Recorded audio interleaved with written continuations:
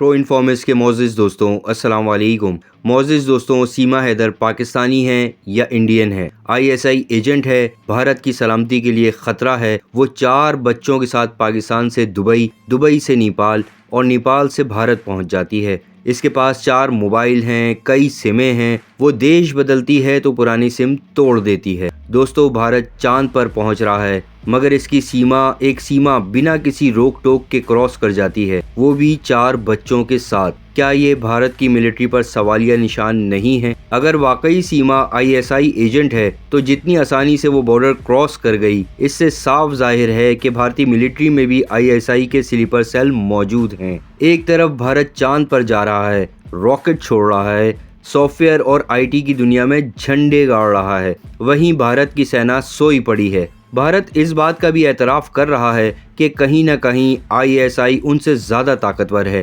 क्योंकि अगर सीमा एजेंट है तो वो बड़ी आसानी से भारतीय सेना के साथ मिलकर बॉर्डर क्रॉस कर जाती है और किसी को कानो कान खबर तक नहीं होती। पता कब चलता है? जब 50 दिन गुजरने के बाद खुद सीमा और उसका आशिक वकील के पास जाते हैं। वो भी वकील पुलिस को जाकर बताता है, भाई तुम लोग सोए पड़े हो, एक पाकिस्तानी महिला भारत में 50 दिन से रह रही है। तब जाकर पुलिस, ATS और IB जागते हैं।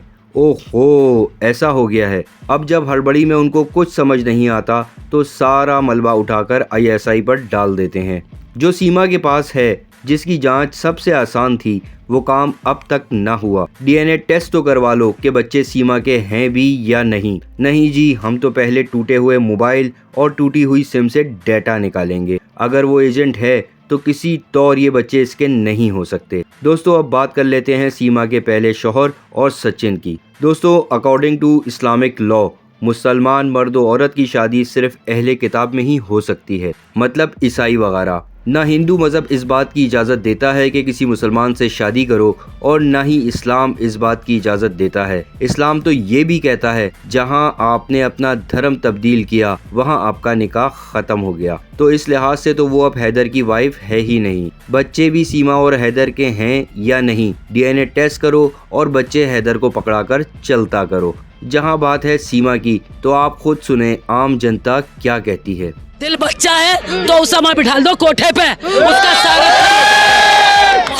मोहब्बत ना हो गई, गंगा जल हो गई। मुसलमान से क्या मतलब? जिसने हिंदू धर्म अपनाया उसे अभी 2 मिनट लगेंगे, उससे कब धर्म अपना लेगी? क्या हम बगावत का झंडा खड़ा करेंगे बॉर्डर पे? क्या हम लड़ाइयाँ लड़ेंगे?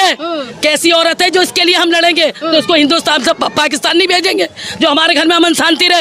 ये वो बला है, ये वो खूबसूरत बला है कि जिस घर में जाएगी उसे तबाह और बर्बाद कर देगी। इसका फरेब है, इनकी मक्कारी, इनकी अय्याशी है। ये मोहब्बत नहीं, इसे मोहब्बत नहीं कहते। मोहब्बत में आदमी मर जाता है, मिट जाता है, मगर जिसका है उसी का होके रह जाता। अब तुम्हारे कोई धर्म ईमान है?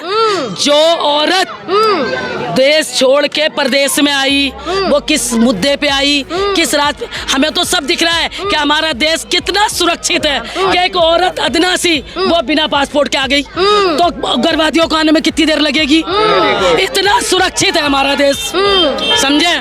तो मोदी जी से कहना, पहले बॉर्डर सुरक्षित करो। दोस्तों, एक महिला ही बोल रही है, जिसकी आग एक मर्द से न बुझे उसे कोठे पर बिठा दो, क्योंकि वो औरत ही नहीं है। वो आज एक की है, कल दूसरे की। मज़े की बात यह है कि पाकिस्तानी मीडिया बिल्कुल शांत बैठा है। उनकी टेंशन ही अलग है। उनकी टेंशन है इलेक्शन होगा नहीं होगा, अगला वजीर तू बनेगा या मैं बनूंगा। उनको सीमा से कोई सरोकार ही नहीं है। दोस्तों, मेरे ख्याल में तो सीमा के साथ साथ भारतीय मिलिट्री की भी जांच ज़रूरी है, वो भी जनता पर बोझ है। आपका इस बारे में क्या ख्याल है? हमें कमेंट्स में ज़रूर बताएं।